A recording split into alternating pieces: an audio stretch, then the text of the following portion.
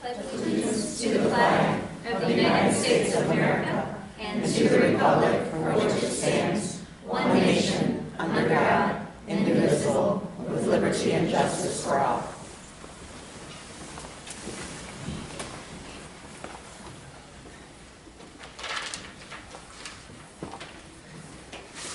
Ms. Ackerman, can we do a roll call? Yes. Dr. Krebs? Here. Mr. Trombley? Here. Mr. Myers? Here. Mrs. Mitchell? Here. Mrs. Reed? Here.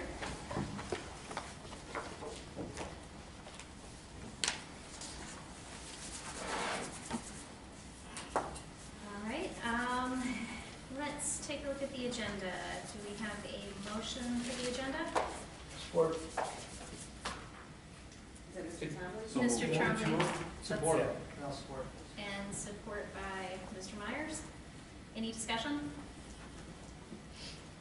All in favor? Aye. Any opposed? All right, that passes, what, we've got 1, 2, 3, 4, 5. Yep, 5-0. I can count tonight. All right, that's a great way to start the evening. Dr. Gray. It's my pleasure tonight to introduce Ms. Keeler. She's going to come up and talk a little bit about a special student who did something pretty incredible for our schools.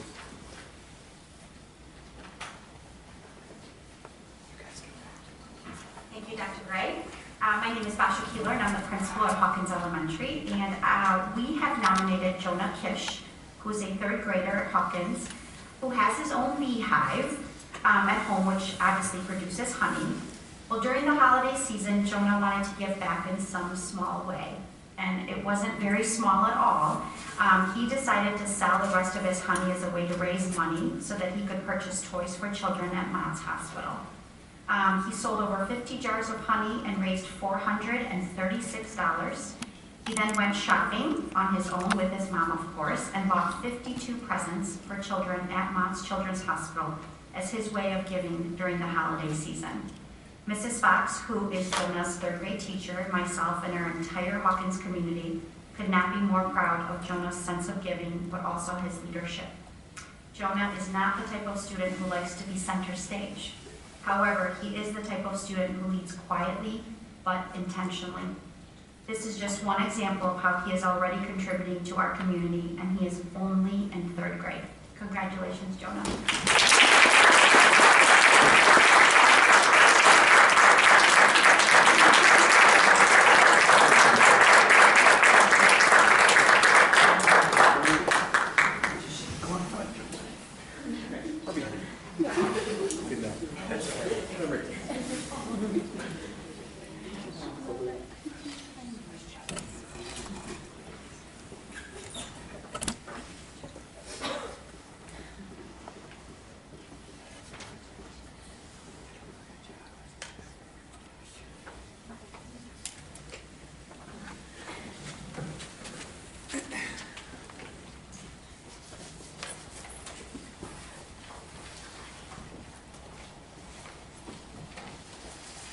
We always say, too, feel free. You don't have to stay for the whole meeting. Okay. So if you want to get up and take off, don't bother us. You guys are going to lose the full 3 rows. Yeah. Well, I can tell you, this is probably one of the reasons he does so well, because he has so much support, and what a great thing, and we just really appreciate all that, Jonah. That's a lot of good work, and that's a very service-oriented heart, so we appreciate that. Thank you. We're going to take some pictures. We'll take them outside.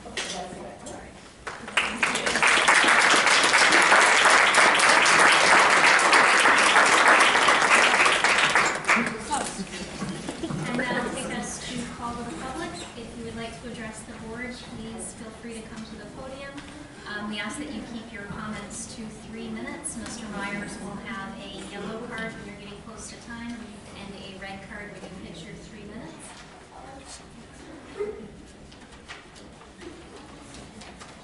All right, seeing no one, that will take us to the superintendent report. Dr. Gray? Tonight I get to introduce a new student rep. This is Brooke Warren. Brooke, I think, is the 4th Warren I've known through graduation, or almost graduation now. And we wish they had 10 kids. So Brooke has been an amazing representative of our school system. She's in the leadership class. She's done a million different things, so I'm not going to steal her thunder from her. She can talk a little bit about herself, but just a great representative for Brighton High School, and I think will be a very good student for us. So Brooke, take it away. Well, you still have one more Warren left, so not the last one. But yes, my name is Brooke Warren. I'm so excited to be here with you guys and be the second semester student representative. At BHS, I'm the senior class president, and I'm involved in some various clubs, and I also co-lead leadership class with our past representative, Gabrielle Myers. So I love our high school. I love school. My dad was actually joking with me. He's like, this is weird that you like snow days because you usually love school. I love school, but I love snow days. So yeah, thank you for those. Around high school, we actually just started our second semester, which was a little surprising to us all because due to the snow days and our polar vortex, our exams got canceled. So we started right into second semester, and I think I can say for most students at the high school that we were very thankful that our exams got canceled. So yeah, and if students did have an issue with that, they could talk with their teacher and their grade level principal and get together with their teacher and take those exams if they wished. Also due to this crazy weather, Winterfest was postponed, and it actually was on Friday, so it was supposed to be the previous week. But we had our assembly, we had a fun spirit week, and then the game that night, our boys brought home the win for us, so good job, varsity basketball team. And then following the game, we also had our dance. So the dance is like an informal dance, you just go with your friends, it's really fun, and it was just a really fun, spirited week at the high school. This week is actually Kindness Week, so students today at lunch were signing a pledge just to be kind and spread kindness this week and cheer. Next week is Respect Week, so it's kind of 2 consecutive weeks that we're just dedicating to encouraging people, respecting others, and just valuing each other and just getting really excited about our school. We're focusing on being positive and kind these next 2 weeks, so it should be a really, really great time, really great start to our second semester. So that's all I have for you. Thank you. You're welcome. Our second report tonight, I'll kick over to Ms. Mosier, and we have a special presentation.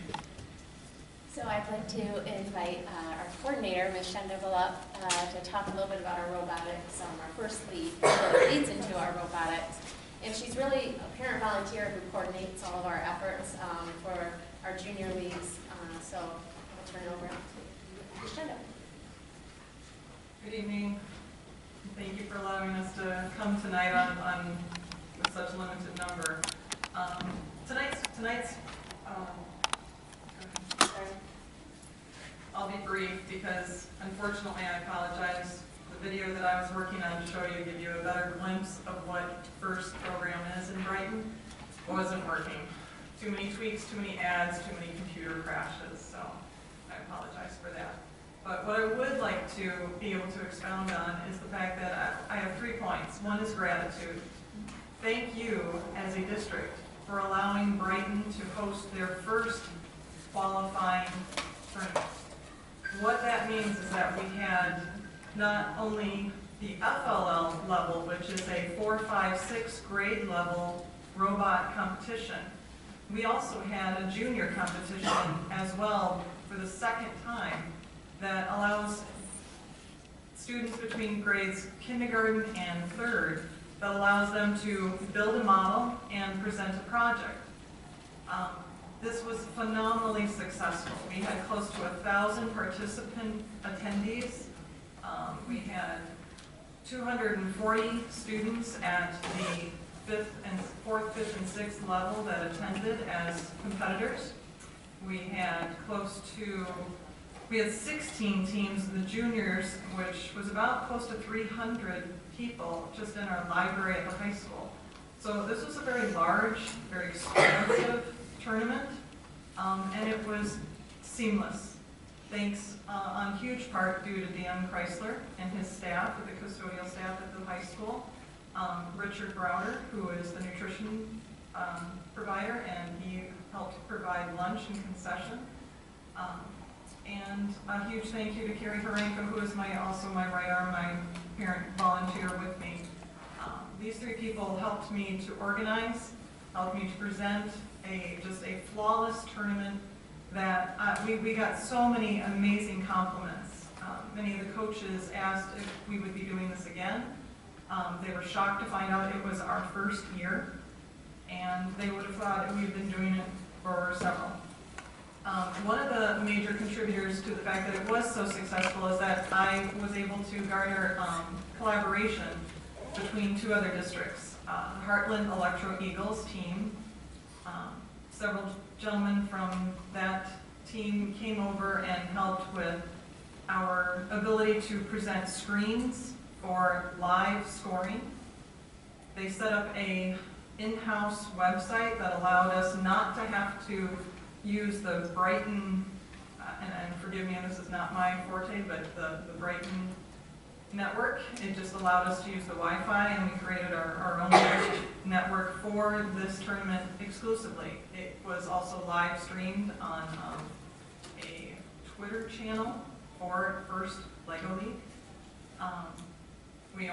I don't even know how many hits that was garnered, but and also we were able to have the expertise of a judge advisor from Heartland, a presenter from South Lyon.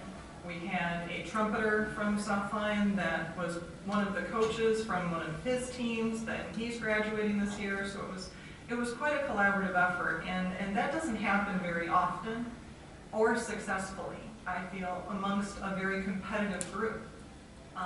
One of the most amazing things about First is its lessons in gracious professionalism.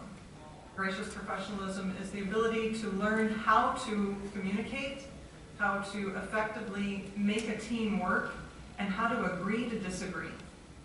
And that is essential for making students able to communicate their ideas and to garner that kind of collaboration and that effort to move forward with ideas, to be very useful in presenting those ideas.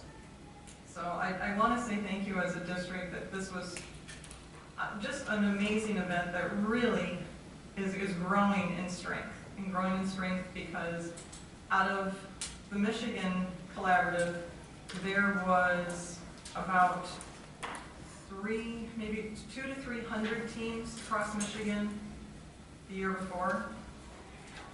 It was over 600 teams, and that's why our event became center stage. We are a great location for a multitude of districts. We had people from Oscoda, we had people from West Bloomfield, from Mason, from Lansing, from downriver.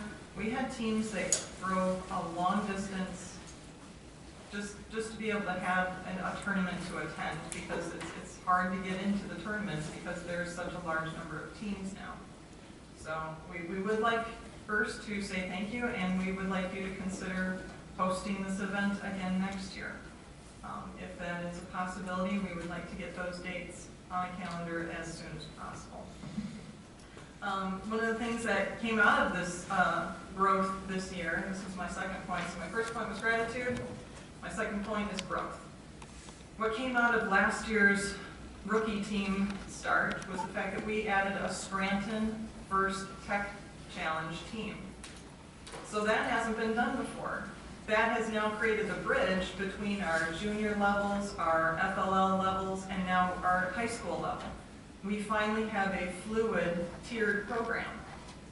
Thanks hugely to Nathan Hogue, who has also a parent volunteer and coach with the Techno Dogs over at the high school. This is amazing growth, and it's just going to continue exponentially with the ability for the kids to use the knowledge as they go through the entire process. This is going to be extremely useful for the Techno Dogs because they'll be able to have students that are experienced, who come ready, knowledgeable, eager. They'll know what role they want to play and how to play it as a team member rather than trying to figure out, oh, is this really for me? It just continues the foundations of what we start in kindergarten. And if you are going to be a district that is going to say, yes, we provide robotics, it is growing exponentially, and it is fantastically innovating the students' knowledge, innovating their abilities to use technology. And it's cross-curricular. The students from K through 8 have to make a project, and they have to be able to research, and they have to be able to come up with innovative ideas and be able to present those ideas to judges. So it really puts together every part of our curriculum that we want to be able to continue and to grow. One of the people that I think was extremely helpful was Mark Fonts from Heartland. He's extremely knowledgeable, and that person helped show me how to run this tournament and continue that tournament in order to make sure that this collaboration between the grades continues. That was one of the things that there at Heartland, they saw their growth, that once they created that bridge for the middle school teams, they had students that came into the high school far more prepared, far more ready and willing and able to make a product even that much better. So we know how successful our robotics team was last year, I think taking second or third in nationals. And then at Worlds, that is extremely promising for Brighton High School. So that brings me to my third point, is our vision for the future. I do ask and talk a lot about, is this possible to continue this? Well, my one vision for the future is that if we're going to continue this and grow it properly, each school should have a professional representative. I am a parent volunteer and have been involved with this now for 5 years. I'm growing it from another parent, Cheryl Hamilton, that started this back in Hilton Elementary 5 years ago. So this has really taken off, and it's really a program that we would like to see you consider a representative from each school that could be a contact, a coordinator for the school that would really help to create a foundation for connection for every school. One of the other things in order for this to grow is advertising. My idea would be to have an open house either in late April or early May to allow parents to come in, to have a presentation of our students, of our robots, of what the entire tiered program has to offer. There's a lot of interest, but it's a lot of grapevine knowledge. I'm still getting parents asking, hey, I just heard about this, I want my second grader, I want my seventh grader, I've had several emails still coming in asking for, is it possible to have this program? And I have to explain that our qualifying season is the fall. Right now is the high school season. They're in the throes of competition and building, and so it's broken up into seasons. But there's a lot of things we can do that we could offer if we had a committee and a collaborative that would help me grow this and get this more accessible. So what I would like to at least end with tonight is at least showing you what we have 2 teams represented here, 3 actually, one with the juniors. Max Haranko, we have Nathan B, and my son Kyle Shandwell. Kyle and Nathan are from the Maltby FLL group, so they're our 4, 5, 6 group. They have had their year of actual programming a robot, where they had to build a robot. The field is a 4x8 field that they have to, it's kind of like a gauntlet. They have all these little missions that they have to accomplish by programming the robot. So Nathan, if you would like to put your robot on the floor and you can run a program and at least show what one of your programs could do.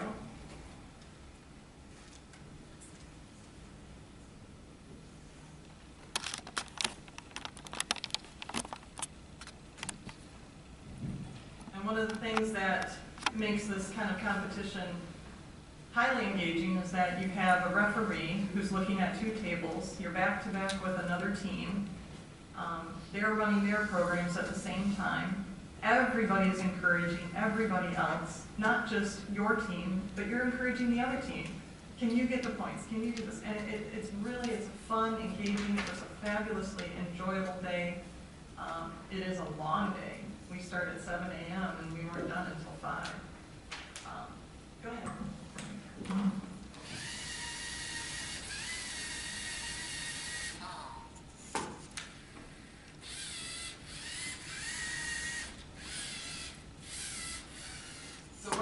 seeing here is 2 to 3 programs put together to do 2 to 3 tasks. And then it would, if it was on the field, come back to base, and then the next set of students with their program would run the next program for the next mission for that team. What Kyle has is his team. Their project was coming up with, and honestly, this was an original idea by this team. They were researching how, the whole theme was all about space, and our mission was to think of something that astronauts would need in space. This team came up with an idea that would be a thermal suit that would harness the energy of our bodies that produces heat in order to turn that into electricity to run something else. In their research, they found that University of South Carolina is already doing this. They are in prototype research mode, R&D mode. And the students were absolutely ecstatic that they had realized that their thoughts were actually becoming what other people are researching and testing and experimenting and trying to make a real product. So if you can just imagine what kind of enthusiasm that this propels and knowledge and desire to learn in students. And Max made an amazing model. Unfortunately, a lot of our teams, being this far away from our competition, have dismantled their product. But I just want to say thank you. This is growing. We'd like to see it continue. We'd like to see a more collaborative effort throughout the district because it's no longer a one-person job. And we want to make it very successful. So thank you. Thank you guys for coming.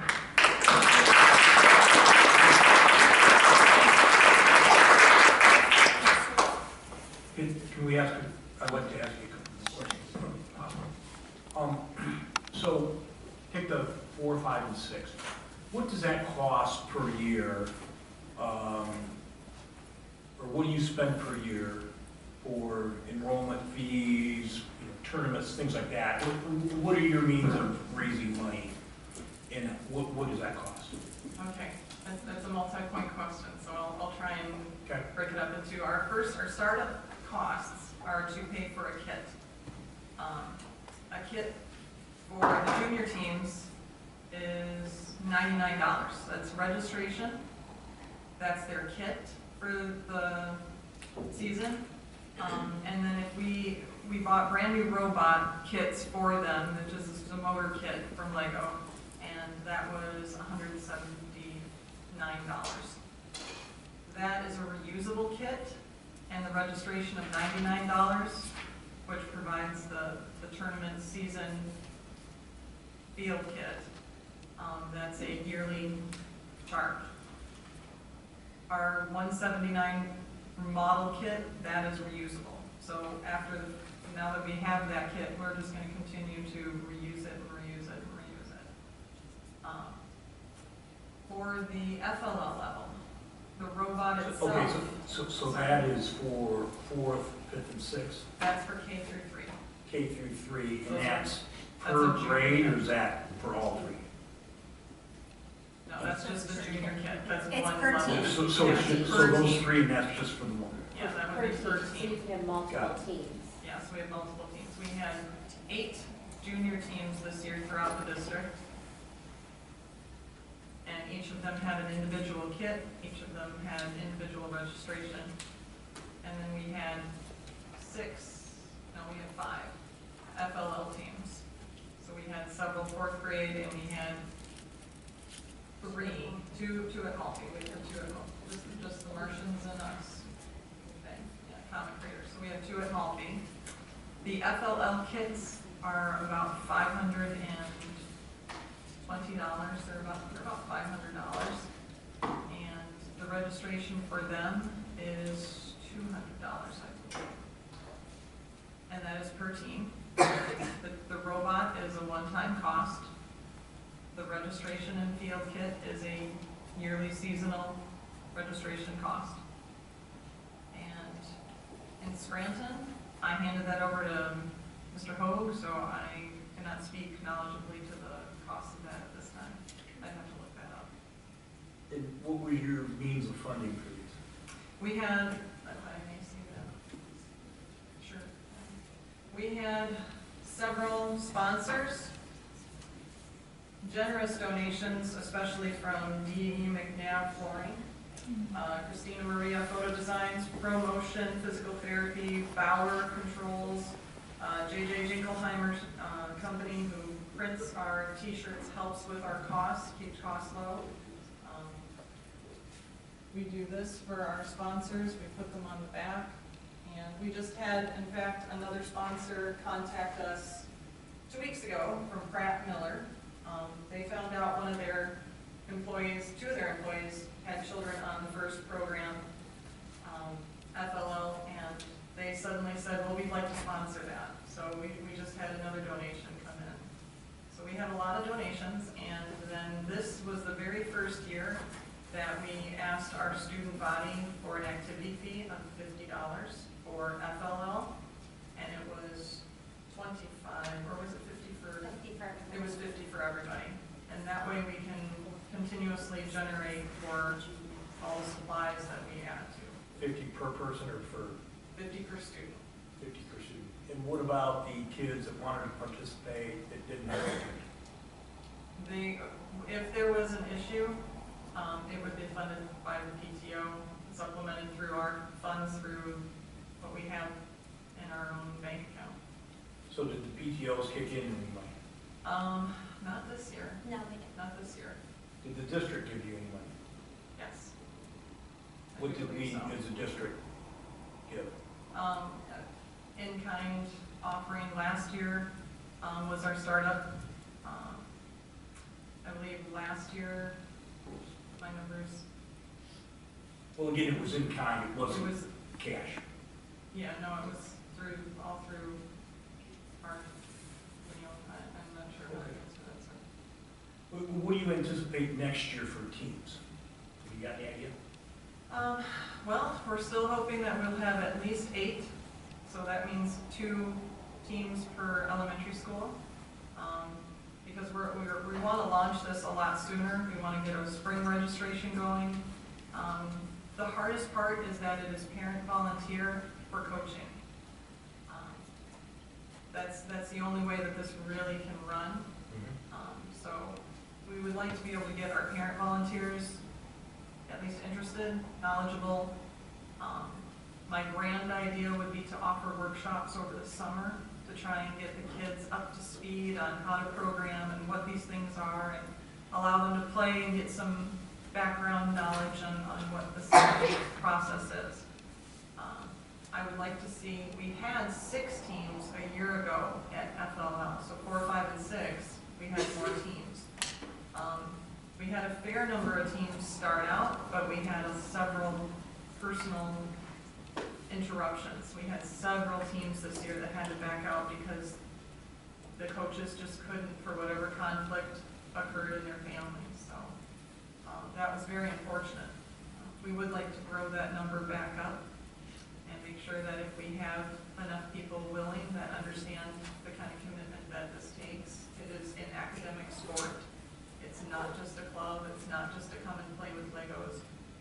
It is producing a product, and so that takes a fair amount of commitment, and that doesn't happen easily because many of the same parents that do run this and help coach, they're committed to many things within the district. So it's definitely a push and pull between getting the people and getting the time. Did you get any help from the high school robotics team because of the off-season? We did. They helped set up the tournament. They were my legs and arms throughout the tournament. Several of them were referees. Several of them were taking pictures. One of our theater students emceed the entire program for me all day long. They did a phenomenal job. So yes, it definitely, when it was needed, they were clutch. They came in and it was great. We'd like to expound on that, and they would like to be able to reach out and help us with more workshops, help us with the coaching, perhaps, in their off-season. And getting that on board and getting that scheduled, it takes a lot of man-hour time to do that. Thank you. Yes. I have a couple of follow-up questions too. You mentioned that the Scranton program was turned over to your colleague at Heartland. How many teams were there from Scranton at that level? I'm not sure if you're asking your question. We only have one team, an FTC team at Scranton. Okay. Heartland, their teams were not connected with ours. Right, no, I just earlier when there was the discussion about the cost, you said that was run through your colleague at Heartland, and I just was trying to get a sense of how many teams, just from a planning standpoint. I mean, to me, if you have this much interest at the K through 3 and then 4, 5, and 6, if you only have one team at Scranton, at some point you're going to have all of these students that were participating at a younger level. There's going to be a significant growth, I would assume, at Scranton. Obviously, as those students end up in Scranton and want to continue with their participation in the program. Is that so? Just from a planning standpoint, you talked about the professional representatives and the advertising. Was that geared more towards the lower levels, or is that kind of across the board in terms of what you envision? It's a very multi-point question. The people at Heartland, they just helped me run the tournament, so they had no influence over our teams. The teams change in size as you go from elementary to the 4, 5, 6 level to the Scranton level. So they increase in size. So although we had only one team at Scranton, that was 16 kids. One was honorary and ended up dropping. So we had 15 students on a team, and that's a large team. We are hoping to grow that. That would be fantastic, because then that just adds that many more people that have an understanding of what to do for the high school when they actually have to form every single part of the robot. How we would like to grow this, making sure that we have more availability to offer some off-season programs, some off-season workshops, things through the summer, maybe a week or two, that would allow students to come in, kind of like we have scrappy art camps. This would be a great thing to offer to let students experience it who may never have experienced it before. There's a lot of intimidation when a student sees this kind of program and they think, oh, I don't know, I don't think that's for me. The more introduction, the more advertising we can. I was advertising through Facebook pages through the schools because the cost of a piece of paper in everybody's folder is just not cost effective. And that would not be a good use of our funds. So I was trying to get through email, through Facebook, and it was very, very difficult to get my emails out through either the secretaries or into getting okays from principals in time for mailings of the emails that go out in the weekly or monthly newsletters. So that was the advertising that I was trying to procure for the program. Does that effectively answer your question? Yeah. Yeah, thank you. Any other questions? Yes, I would like to ask a couple of questions about the size. Like you said, those groups at the elementary grades are smaller, the teams? Yes, So there's how many, what are the sizes, like how many do you have altogether? 2 to 6 students at max. You can have a minimum of 2 and you can have a max of 6. So for K through 3, that's the minimum and maximum. When you're in 4, 5, and 6, those numbers jump from 2 as a minimum to a maximum of 10 students. Every team has to have 2 certified adults who are then background checked through first. And if they are flagged in any way, shape, or form, they are not allowed to be a coach. So I say we here, and I have put in place some at least safeguards. As location is one. We try and make sure that our locations are conducive to parents coming and going, parents feeling welcome, allowing more than one adult, making sure there's more than one adult in the room at all times. So those kind of things that first instills, we were piggybacking on to do that for our teams. When you get into the FTC, which is the Scranton level, you can have 2 to 15 students on a team. And then at the high school, as you probably have seen, we have like over 40 kids that are running every different departmentalized part of that program. Thank you. Any others? Thank you very much. No question, Diane, just a thank you and great job, guys. And we appreciate all your work. Well, thank you very much.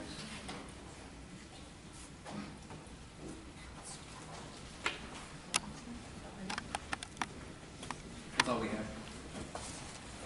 Following up on that, if we could take a second, Dr. Gregory, Ms. Mosier, what can the district do, or what do we have, what plans do we have in the works to try and build on this and think through the suggestions that we've gotten tonight? What can we do? I think we'd have to need to define a little deeper the professional portion of it. Does that mean a teacher? Does that mean a more involved coach? Does it mean somebody else? I mean, that would be something we have to define. Dr. Gissinger and I actually met with the high school team the other day, and the coaches of that, and had a similar discussion. In terms of the marketing, that's a pretty easy one. If we just send it to myself, I can push it out weekly to the whole district, or depending on the building levels, we can streamline that as well. So those two marketing pieces in that should be pretty easy. It's just a deeper discussion about how we're going to define that professional role. Mr. Trombley? So I know in the past, I think First Robotics at the high school, I think we as a board came up with somewhere around $45,000 that we had put in a budget for them. And I would see probably in the near future, I would think that following along, maybe not to that extent, but obviously financially, I'm sure that would also help to keep these guys going and to further the cause somewhere along the lines. And depending on what that may be, I would think maybe that's something that we may consider in the near future as a board. Possible. So.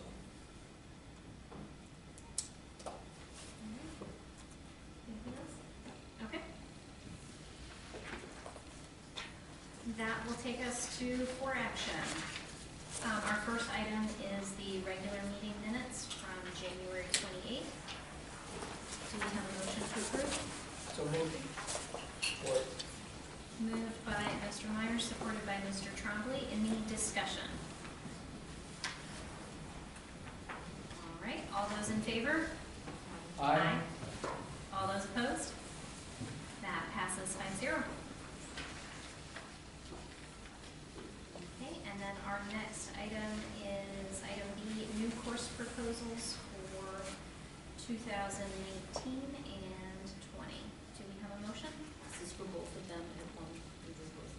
Both of them at once, yes. So moved. Support. Moved by Dr. Krebs, supported by Mr. Myers. Any discussion?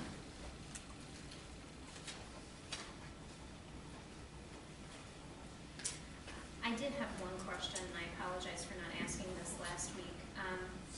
Do we have instructors already for both of these courses? Do we have the staff in place? Shell Costa, computer science at the high school, and but yeah, we can. Okay, thank you. All right, all those opposed, or all those in favor? We'll do that one first. Aye. Aye.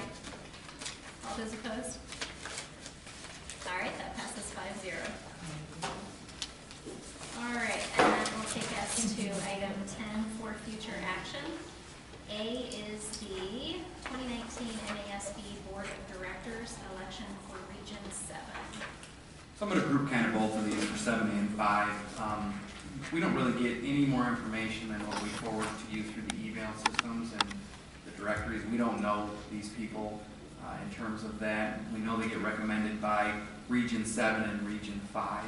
So there's a group of people that come together and actually make a recommendation and, or take these profiles from people. So our suggestion would be to read those profiles and make your best educated guess. It'd be the same as if one of you ran for one and another district had it, other than sharing a biography and what they have. There wouldn't really be much else. So. What is the role? They go to a couple meetings a year and they vote on different topics that come up. They're setting priorities for the Michigan Association of School Board boards, right? So lobbying priorities Correct. and other things. And then are they still in their current school board too, as well? Yes. Yes. Most of the time, we see lobby for funding, or if you have the change from the highly effective to the ABC rating, those types of things. I know I've gotten a couple of letters to my house. Has everybody else gotten Yeah. those as well? Or emails. Yeah. Nobody's visited you yet? Pretty important seat. Perfect. Is there any other discussion on A or B? All right, let's go to item C, donation from the Hawkins Elementary PTO. Yeah, pretty big donation from the Hawkins PTO, $28,000, and we have that in front of you because it's higher than the $1,000 from our board policy 7230. You can actually see the specs and the picture of it, and the map of where it would be installed, and they're responsible also for the installation. So that's where we're at on that. Kind of interested to see these because back in the day, back 10 years ago, PTOs were helping us buy curriculum and helping us buy necessities, computers, and it's kind of fun now to see that evolve to the point where they can buy these, what I would say are enhancements to the outside part of our school where kids can have a lot of fun and burn some energy off before they go back in and use those computers and textbooks. So a lot of appreciation for the Hawkins PTO, and most of the PTOs are doing similar things. Absolutely.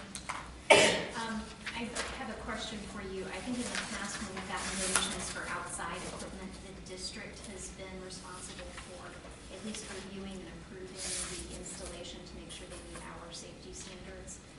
Is that the same case here? Yeah, nothing can actually go on our playground without a sign off on this. So Scott Jacobs will be involved with Basha, and you can see the location. They've already scouted that out. There has to be, in all of this, before I got into this job, I didn't realize how, and rightfully so, how specific it is. So the fall zone, the drop zone, the swings, how close are they, those types of things. Because obviously you wouldn't want two pieces of equipment impeding each other. And so, yeah, that's why these are laid out. Those are all guaranteed by the staff. Okay. They can't install it unless it meets the. What's the timeline? You know, I highly doubt they'll be able to install it in the spring, or maybe depending how deep the frost is. You know, I don't know. You can see April, May-ish, because I'm guessing with the polar vortex that the frost is probably pretty deep. So I don't know when we'll be breaking ground. Maybe get some through some permafrost out there. But other than that, we'll do it as soon as we can, within reason. You know, obviously we're not going to turn because, as you can see on the overhead picture, we're not going to impact the play surface while, you know, we still have kids playing out there. So it could be as late as summer, it could be as early as spring break. But I Is they highly doubt. removing something?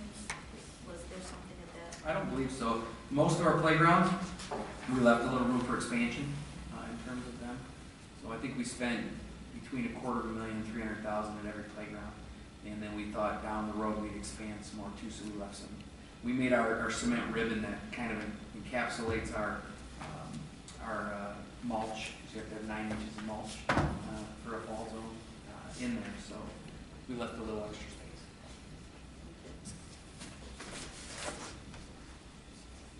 Any other discussion? All right. And the last item on for future action is the JRTC program. Do we have an update? Yeah. So we do have, we've been in contact with somebody from the Navy, waiting to get that application. One of the sites isn't actually up and running for that. And we've also been in contact still with Howell and working with their Air Force program to see if there's students that may be interested. Just because we didn't have big numbers in our survey. So if there are students, maybe looking at working with Howell in their Air Force program first. We're also going to reach out to the major again, and our goal is to probably try to submit that Army one as close to the end of February as possible to get in the target range for their funding source. So we'll see what happens with that. I don't know what the outlook is on actually receiving funding. Isn't there a window of time or something that it needs to be? Yeah, you have to do it prior to the start of the next year because there's a curriculum cycle, obviously, and those things would fall into place. You know, there's a process to it. I mean, is what it is. So we'll be able to update you more later down the road. Is the plan that we would have that in curriculum available to students this fall? I think it would depend on funding. I think it would depend on interest. If you were just to go by the survey, I don't think there's enough interest. But if you were to go by, if you got it in the book or had some funding that we received, then obviously you could go for that. That'd be up to you guys on what you want us to do. Yeah, and that would be in the, you're speaking of the curriculum book that has. I would make fingers like that, but I want to. I got it. So. That's what we have. Thank you. That will take us to item 11, the board committee reports and board of education bulletins. Ken's not here tonight, so either myself or maybe Bill could talk a little bit about the facility committee. We primarily talked about a couple different things there in relation to surveys, actual surveys related to the bond and the process of construction managers, and then we talked a little bit about the stadium wall. So you've received my minutes on those meetings, so if you have any specific questions, I'd say let me know. Otherwise, I think they were pretty detailed. I think maybe one thing to note is one of the issues was at least the board or the committee at that time, I think we're going to come back to this board and recommend that we hire a construction manager and include that in the upcoming bond. Originally the thoughts were maybe we could do it ourselves or get a guy that worked for the company that had retired and bring him in during the summers to try to save the money that would be paid, the percentage to the construction manager. But in talking with Scott Jacobs in the committee, it seems probably it would be a better choice to go out with an RFP for a construction manager to handle the bond itself and to work that way. So, What exactly would the construction manager do for us? well, so a construction manager would be responsible for getting the construction done. So you have your architect, which would ultimately do the design. Then the construction manager would actually follow through with the bidding process, conduct the pre-bid meetings, the selection, the waivers. They'd actually have somebody on site overseeing the construction and following through the process of completion, and then coming back with punch lists and things of that nature to make sure. And in the meantime, if there's issue with the subcontractors, they would go back out, get the subcontractors, come back in, that kind of thing. So, and realistically, if you look at the dollar value and you look at the different parts of the bond, it would probably make sense to try to get this done in maybe a 2-year time period. So having that, condensing that, whatever that dollar figure is, in 2 years, it would make more sense to have an outside agency come in and represent us as the owner to follow through with the construction and the insurance and those types of things, the waivers. So I think probably here in the future you'll see somebody come back here with a recommendation of hiring a construction. Would that be is that a position that is paid for out of bond dollars? Or That's do you correct. find that? No, Okay. it would be out of bond now. And who would do it if we didn't have the construction manager? Where would those tasks live? Well, And a bond that big, I really don't know. yeah, so typically with the sinking fund, that's a couple $1 million a year, so you just have your director of maintenance or whoever. Scott Jacobs is a very capable guy, but when you take on, let's just use round numbers of $50 million over 2 years, that's roughly $25 million a year. So you start putting that into some kind of perspective, and then you take a Scott Jacobs who has to run the district, make sure things are done there too. Then you start thinking, okay, well, for the percentage, and you may pay, I don't know, 5-6% for construction manager, and their personnel and their insurance and that kind of thing, to come in and help. And that's what happened with, you remember, Awe Construction. They were the construction manager on the last month. Thank you.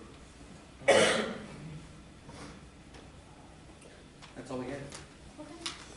I will share that the Health, Safety, and Policy Committee has set its first meeting, so we're going to try and keep a schedule of meeting every third Monday, starting next week. And I hear we've got a whole bunch of policies to make our way through, so hopefully we'll start with that technology policy that's been sitting around since November, and hopefully get some recommendations back to the board shortly.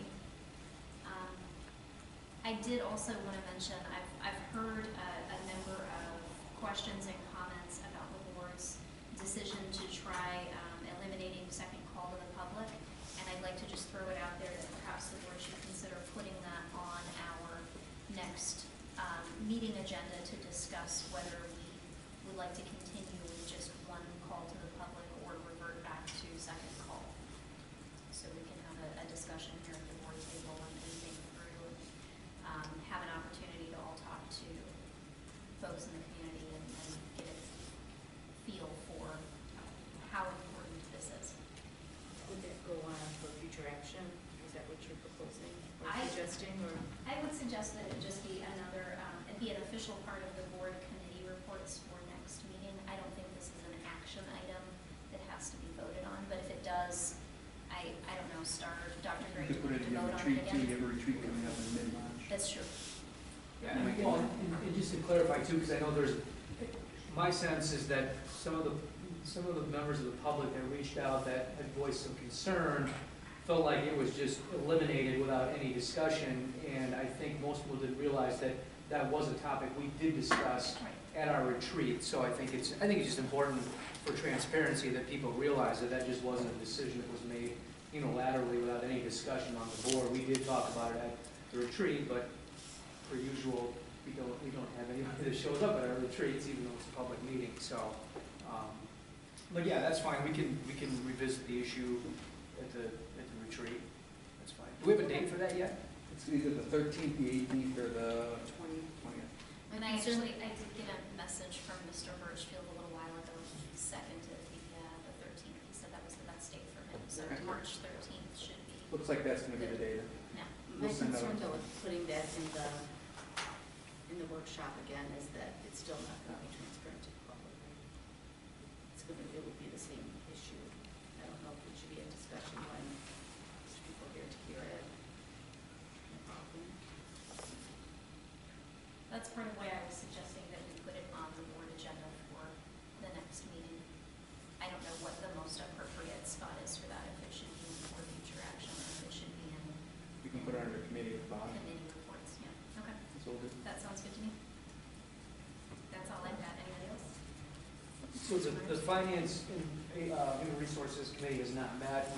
We would need to set up, could you send out a doodle poll to the members of the committee and we can get something scheduled? Thank you.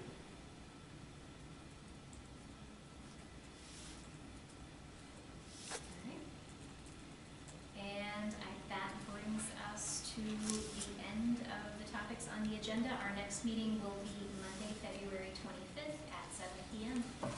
Thank you very much.